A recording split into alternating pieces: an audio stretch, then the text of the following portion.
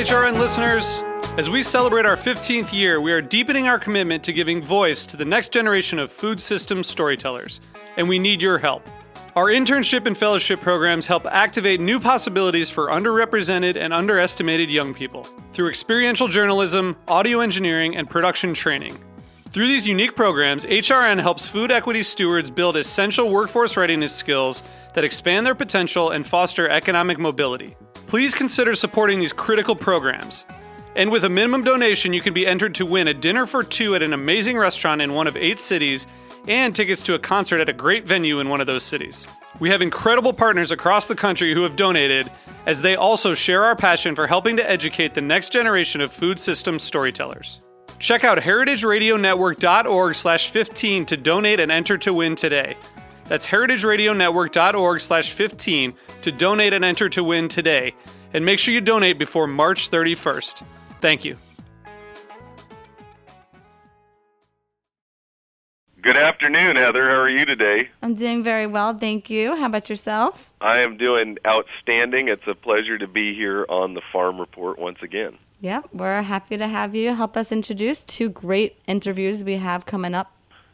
Yeah, one of the things I love about Heritage Foods, the ethos of Heritage Foods USA, is the concept of saving heritage foods by eating them.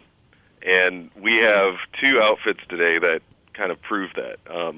We're going to talk to Eric and Colleen Rapp of Leonn, Kansas, the Rare Barn. They raise rare breed rabbits, and the rabbits that they've chosen are remarkably similar to jackrabbits. They're a hardy breed with long hair and long ears, and this is a good thing because the Rapps live in what is essentially tornado central in Kansas, and they'll have weather swings from tornadoes and hail to 100-degree Fahrenheit summer weather.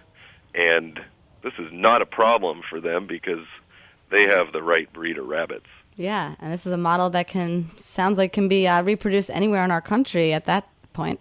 Yeah, I think that's the beauty of what they're doing, and it's interesting because Colleen Rapp was with the American Heritage Livestock Association, I think was the name of the outfit. Yep, the ALBC, the American Livestock Breeds Conservancy. Breed, okay, that's it. Yeah.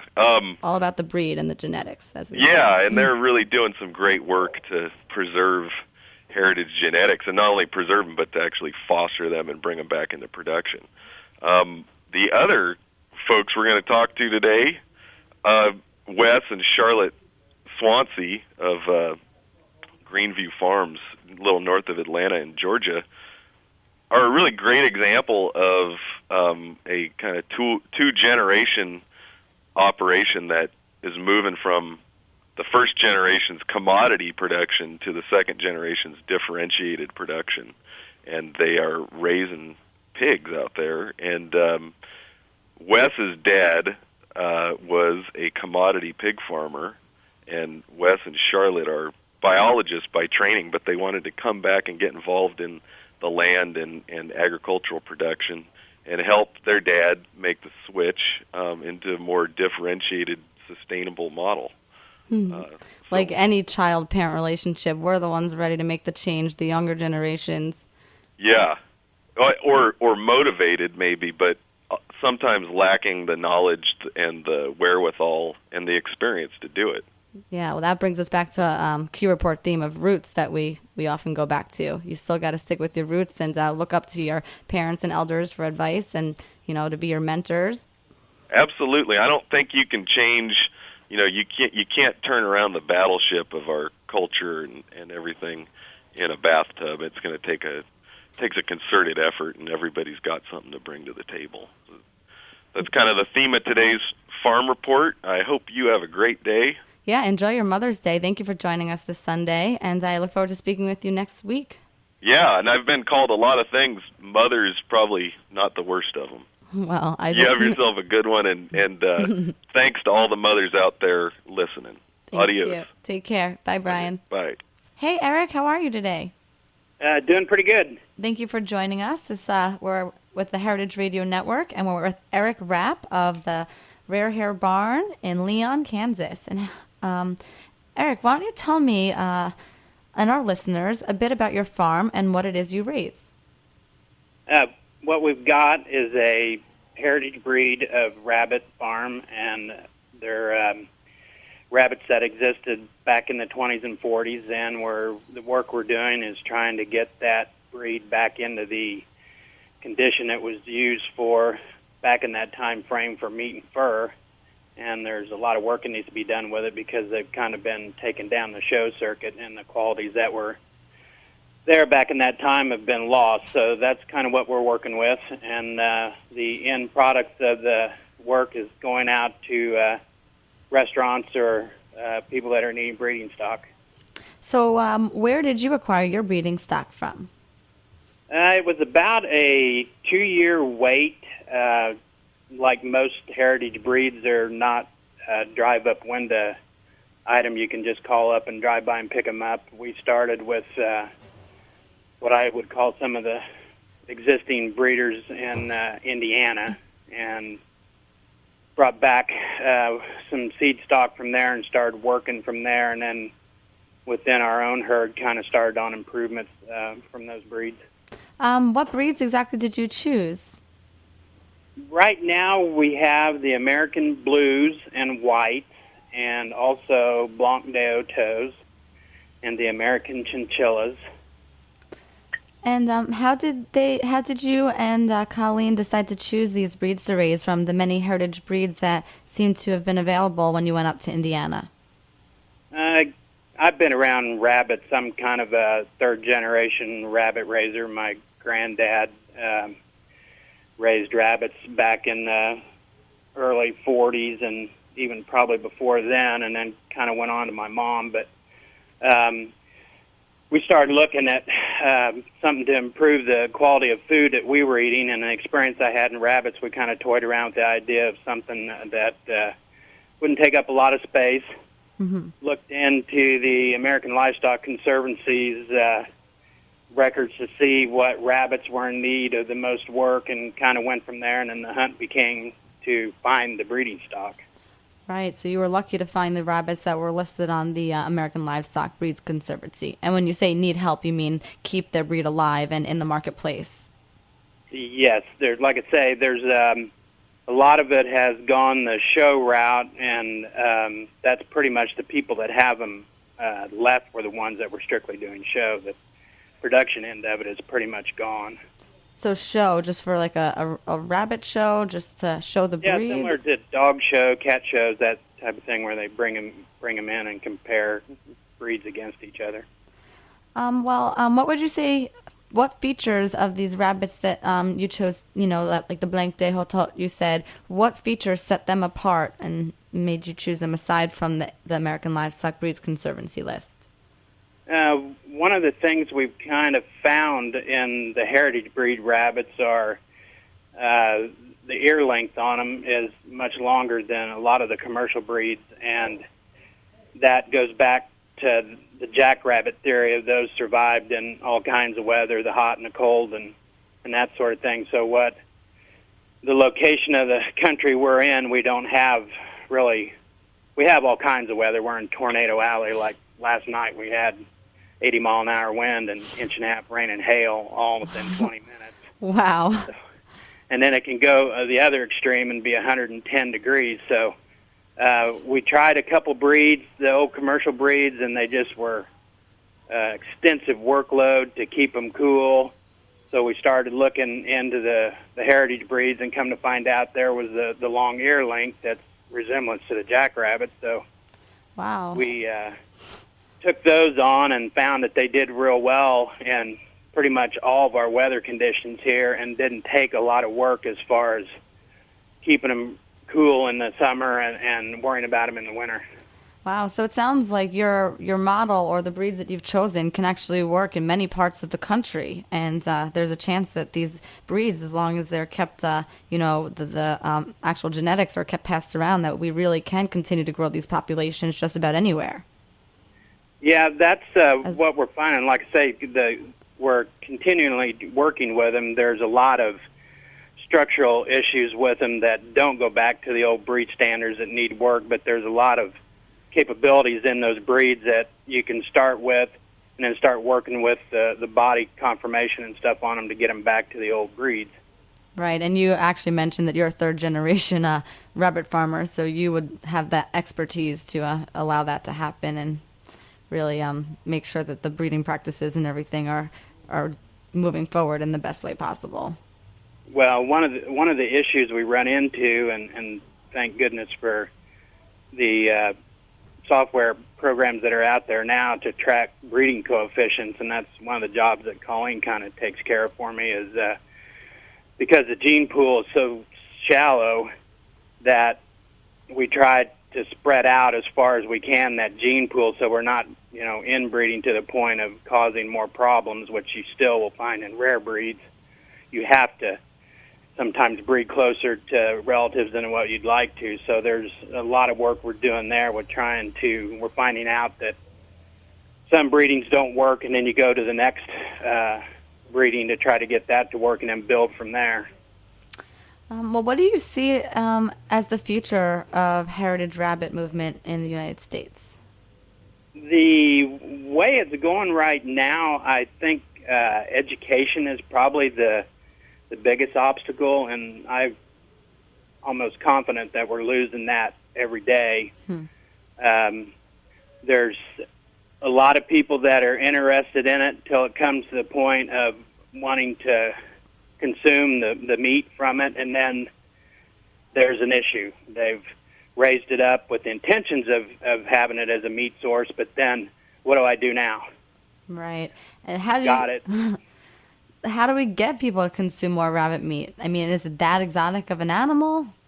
Well, if you look at go back, and we have a pretty extensive collection of old rabbit books, there was hundreds of thousands of pounds of rabbit consumed back in the 40s during the war period and stuff like that, that rabbit really was just as much a mainstay as beef or anything else. There was huge rabbitries that just looked like confinement hog operations.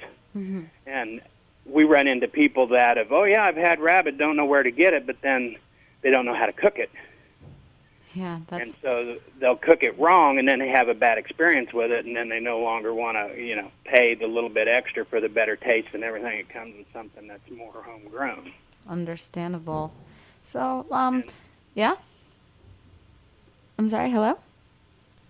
Yeah. So I was going to ask, I know you're a third-generation rabbit farmer. Are you very far from where you grew up? What is the history of the land where you currently are in Leonn, Kansas? It's in the south central part of Kansas in the Flint Hills, and it's the continent's largest remaining tract of tallgrass prairie. There's probably 450 species of plants and 150 kind of birds and 31 species of mammals, and the ecosystem here is unbelievable. A lot of people assume that Kansas is flat, and of course you go out in the wheat country and it is, but there's cattle shipped into the Flint Hills just like horses go to Kentucky for the bluegrass. They come by here and semi-loads from Florida, Louisiana, just to graze on the bluegrass. So that's how it kind of got here, and we somewhat homesteaded this 40 acres we're on, because when we came here there was nothing but a perimeter fence. Wow. And we somewhat camped out in a mobile home and started our little farm, and then we now have an adjacent 40 acres that we leased that we'll be running our starter herd of Piney Woods cattle on. Nice. And are there any other animals that you have that you raise on your land besides rabbits?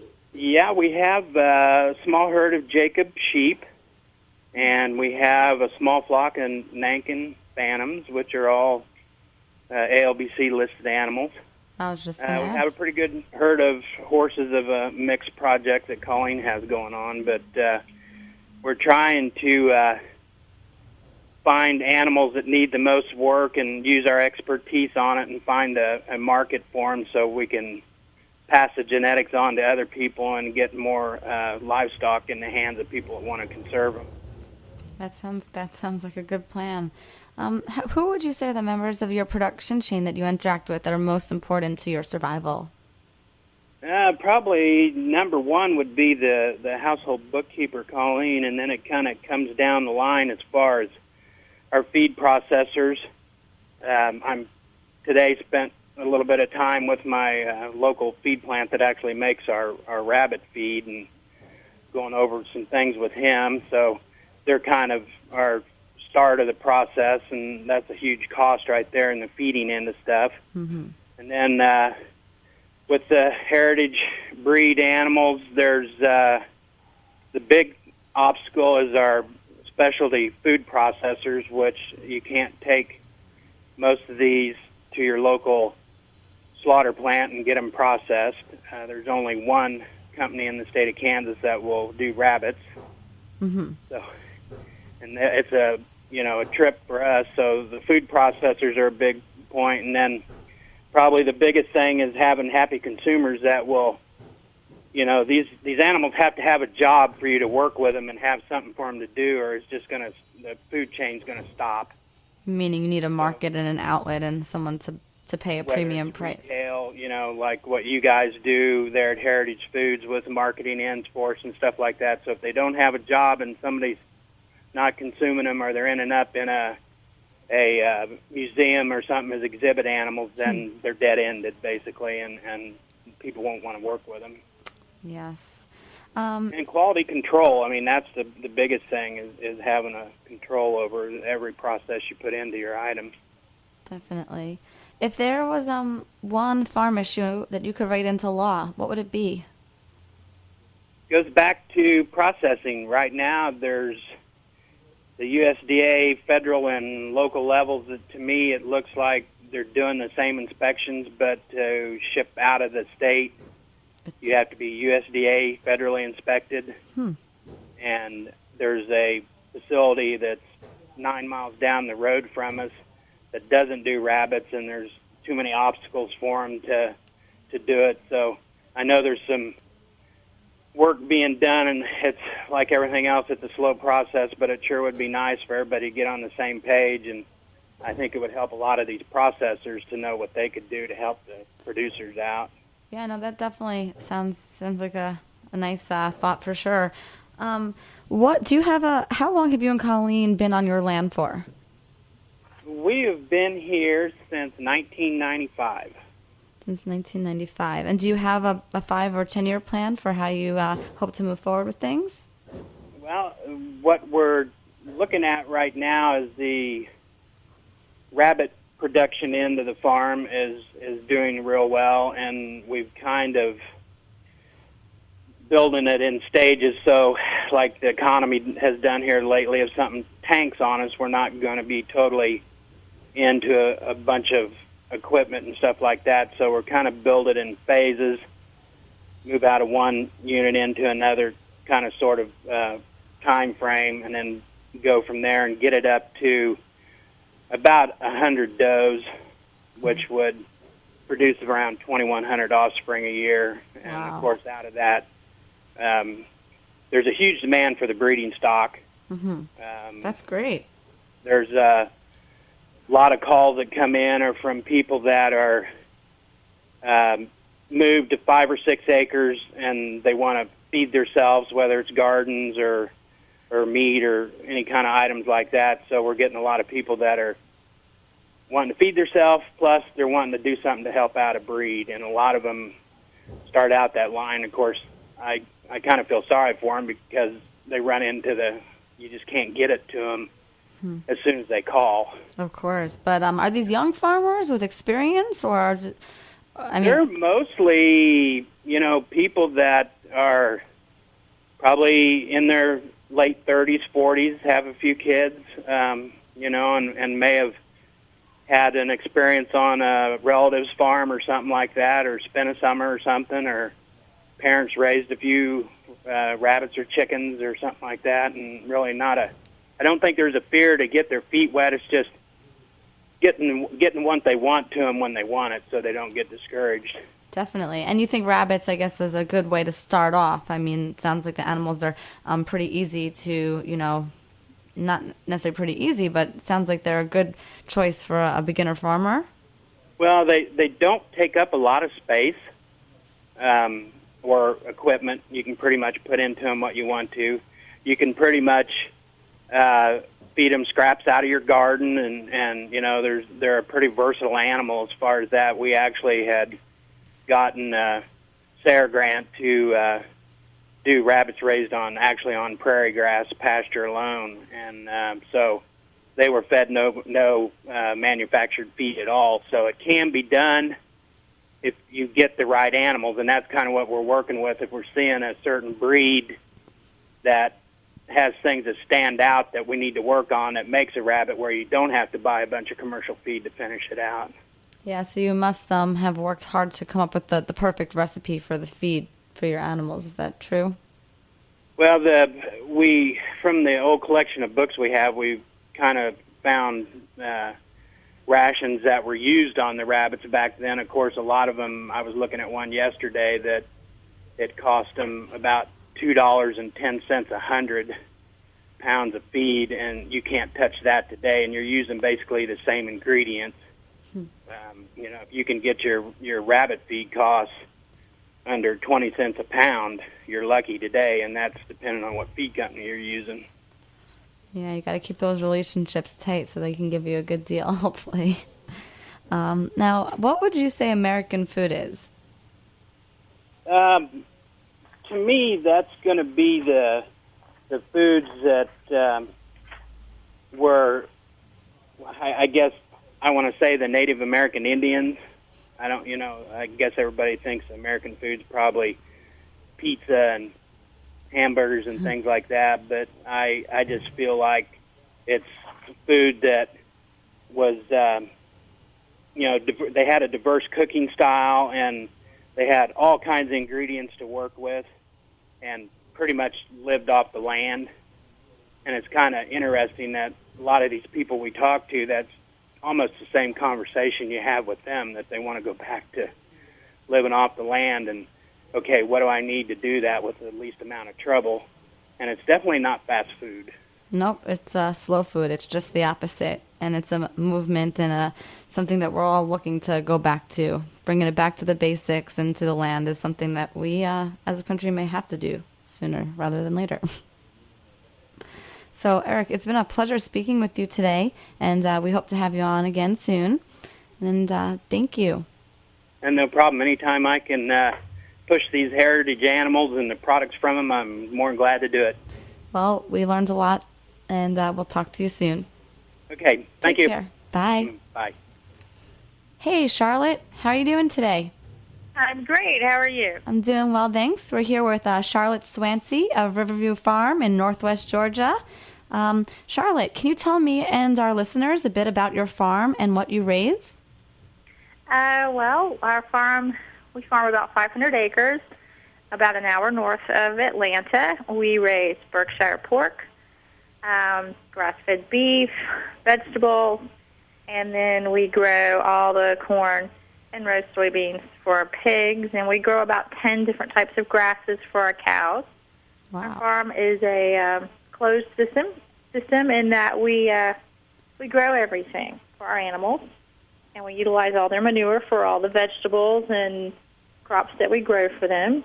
The only thing we source off the farm are seeds and lime, and that's we try to stay diversified and sustainable as possible. Would you say that you save money on your feed costs because of the grasses and the corn that is growing on your land? At least a little? It would be a great theory. Well, a little, but since we're certified organic, we still, even though we're growing it, we have the same cost incurred in that we have to pay for fuel and seed and labor and all that goes along with it. So I'd say it's still about roughly the same. It's a good bit cheaper in that we do have the organic feed available a little cheaper than what other people were getting it for. So yeah, there's a little. Now, you say you're certified organic. Can you tell me a little bit about the history of your land and when it is that you became certified? My husband's father, Carter Swancy, bought the land in 1973. At that time, a farmer could go to the bank and say, "Hey, I want a farm," and the bank would say, "All right," and lend them the money and help them get started. things have changed. So he bought the farm and he grew conventional crops, but he was very diverse. He had cows, he had pigs, he was growing commodity crops. That kind of changed in the late 80s and 90s when it became cost prohibitive to have the animals and grow the grain as well to feed them. So he got rid of the animals and started renting more land, and of course tried to grow bigger. It's just the industrial model says get bigger or get out. Wow. Well, how many acres is the farm, or was it then?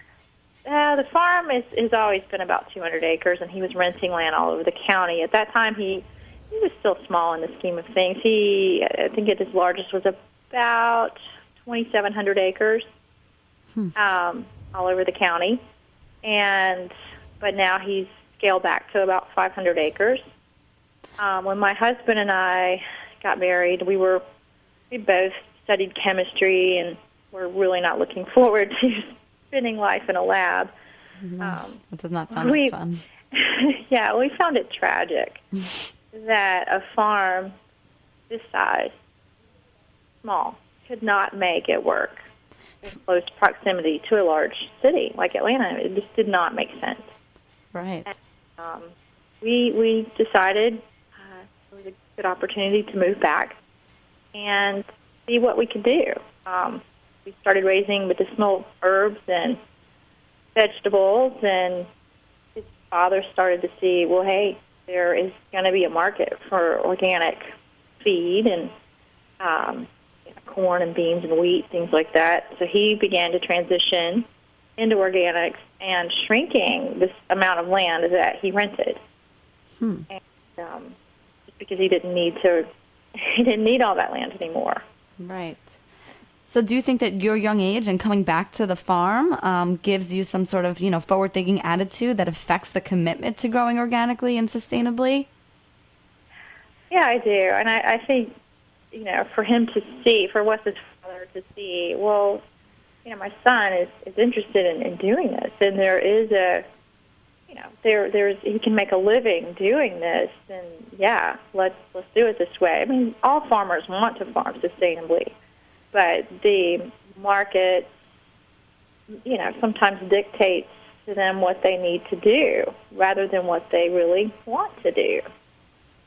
So it was a natural transition for him to get back to the diversified farm and bringing the animals back and growing the food for them, because it's just the natural thing to do. Well, I'm sorry to interrupt, but were the genetics of the animals that you are raising now passed down from his father? Was he raising Berkshire pigs, or is that something you guys founded when you took over? Well, his father knew a lot about pigs. He was, at the time when he was raising pigs, growing more of the commodity pig, and that's just his market. That's what the market he was selling to wanted. Right, the bigger, faster, all like what we mentioned before. Get big or get out. Exactly. That's just what the industry dictated, and that's kind of what he needed to do. He didn't realize there were other markets. Right. Commodity is the exact opposite of the market that you're trying to promote, which is the heritage and the smaller scale. Heritage, smaller scale, know your farmer, supports that kind of mentality, and that's awesome. So when we were choosing pig breeds, we, his father was talking about the lard pigs they raised when he was a boy, and all these different breeds. And the Berkshire hog it met the needs of what our customers are wanting. The restaurant, we just didn't have a lot of people making lard, So there was we looked at some other heritage breeds. We wanted to do the heritage breeds. Save a breed by eating it. Yeah, definitely. We wanted to make sure that we could have a consistent hog and finish it for what the customers wanted to. So Yeah, well, I've definitely heard from many chefs actually that the Berkshire breed is most consistent in terms of its fat and marbling. So the fact that there was a market for lard, that's just very convenient and would definitely give you a reason to support that breed. At the same time, is the Berkshire known to do well in your region of the country? Oh yeah, that was a factor. They do very well here. Most any hog would do very well here. And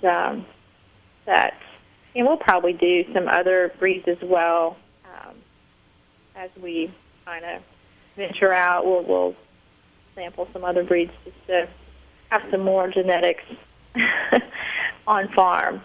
So once you and Wes decided you didn't want to work in labs, how long ago was that? So how long have you been doing this operation?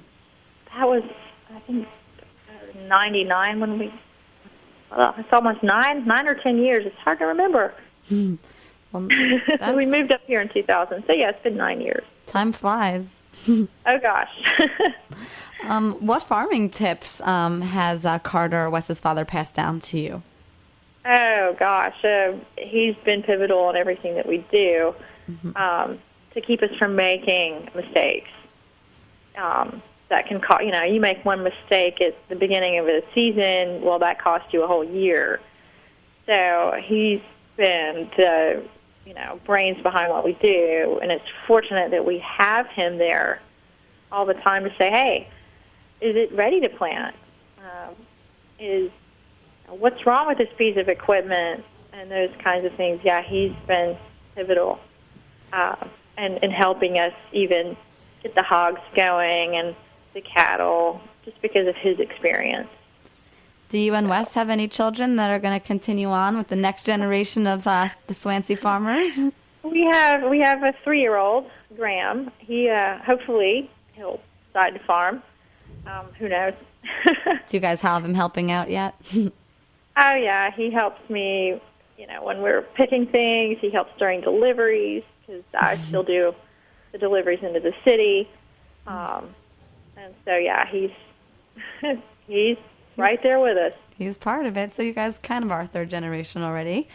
Oh, yeah. So who are the members of your production chain that you interact with that are most important to your survival? Wow. Besides the the 2 full-time guys we have working for us, I guess, our butcher, our slaughterhouse would be...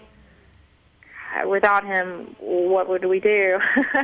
We're fortunate to have one 10 minutes from the farm. And is he state inspected or USDA inspected? Oh, gosh, he's currently going through the whole paperwork. Should be federal within the next 2 weeks.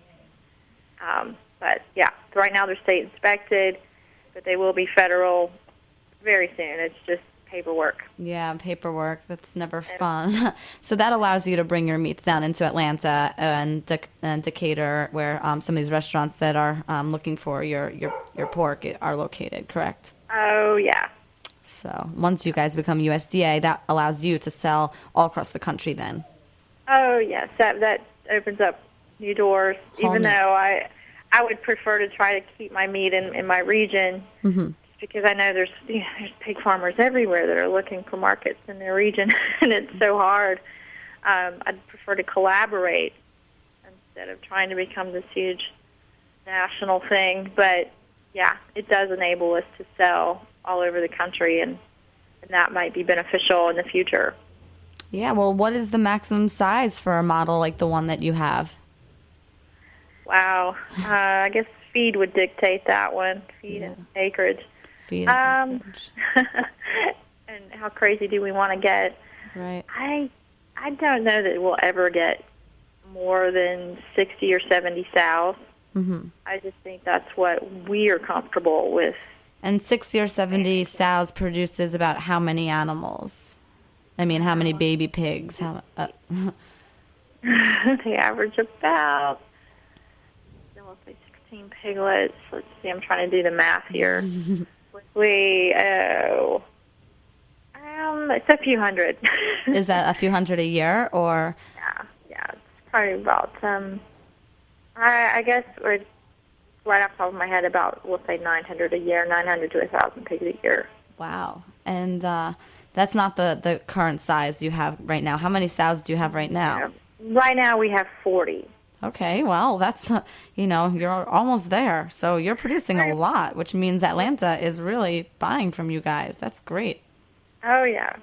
Yeah. Well, we like our markets for sure. it sounds like a great success already. Do you have a 5 or 10-year plan? Oh, gosh. Well, I hope we're continuing to do what we're doing. And, I hope we just get better and better and evolve.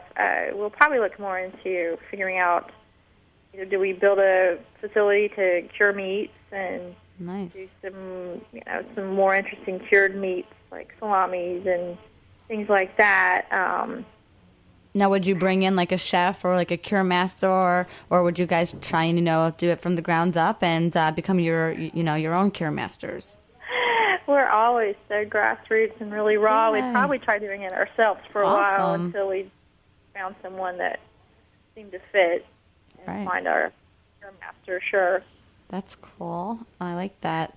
You find some, old cookbooks and some charcuterie books, and next thing you know, you're producing lardo and pancettas and whatever your heart desires. Yeah, all kinds of fun things. Great. Well, how will changing global weather patterns affect the foods you raise? Wow. Well, for us, since we are dependent upon ourselves to feed our animals, if it's too wet or we might not get a crop in, or we might lose a crop, we are looking at constantly getting some more local people involved into, if they don't want to certify organic, fine, but at least growing non-GMO varieties of corn and soybeans so that we can feed our animals, at the bare minimum, non-GMO feed. And GMO, genetically modified crops. I think that's important to, yeah. even if someone's growing conventionally, at least the genetically modified issue can change a lot of things. But, gosh, I guess we'll continue to just try to adapt and evolve to change with the weather. I guess you would need some tools there to overcome nature's obstacles. Are there any that you can think of that will help? Let's say there's too much rain at some point or not enough sun. Too much rain is hard because it's hard to get rid of the water. Drought, we do have irrigation because our farm's bordered by a river. So as long as the river's flowing, we can continue to irrigate. So it's fortunate. But, if there's not enough sun, wow. That would be a tough one. How would you say technology hurts or helps your farm? Well, the tractor, things like that. We love our tractors. I'm sure. They do. It's easier. Especially with the amount of land you guys have. Yeah, it definitely makes a difference. We want to pull in more solar. For a while, for at least 2 years there, we were using biodiesel until it became cost prohibitive. Oh, really? And, yeah, it actually became more expensive than diesel. Yeah, gas prices did go down, so I could see why that would have changed.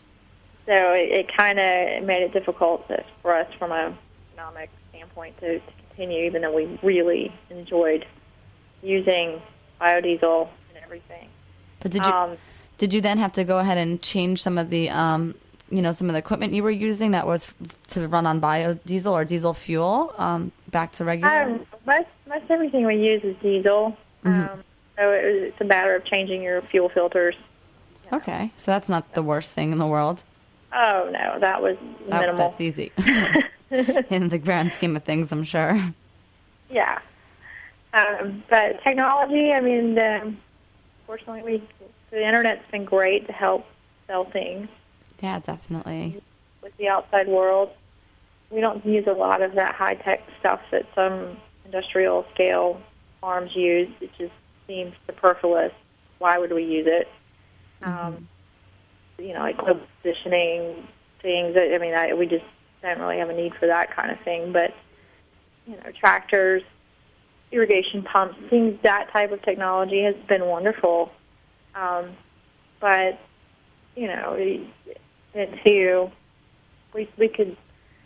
we didn't have our tractors, I guess we could employ about 20 families to do all the hoeing and the Wow. Well, that would be a way that I guess technology maybe hurts the community, if anything. To some degree, but that would make food costs very high. I definitely agree with that. What would you say? What is American food to you?